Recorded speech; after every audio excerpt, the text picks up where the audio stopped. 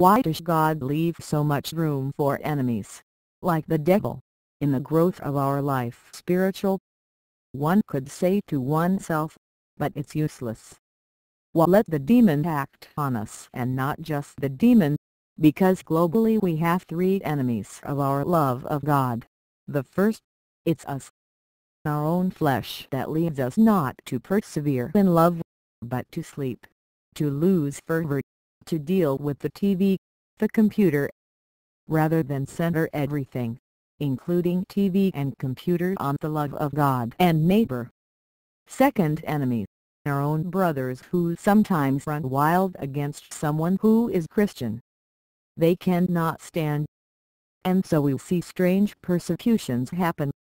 When a person really wants to live his faith, it means orienting one's life towards the eternal city, and here below the love of God, love of neighbor, and humility.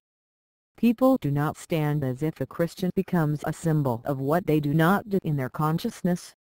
And then third, this demon, this rebellious angel. Who will approach, who is going, of all these possible ruses to press on the defects of our psychology to make us fall, but also excite hate in our neighbor, so that attacks come from all sides. So why does God allow this? Because, in fact, all these obstacles will allow us to grow in love and in humility. For him who loves God, and he who does not love him yet, but who will one day love him, the experience of these obstacles, which lasts for the duration of earthly life, so it is very short, will give him an experience of his own misery, his own poverty.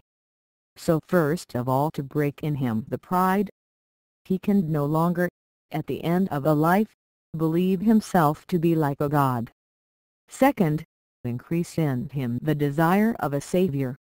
When we know that we are going to grow old, we who were young as gods on earth, we need someone who saves us because we are like children facing the approaching death. And then third, I would say when we became Christians, to offer these sufferings for God and for our neighbor. God does not need these sufferings, but he will distribute them to help our neighbor, and so they will become an act of love.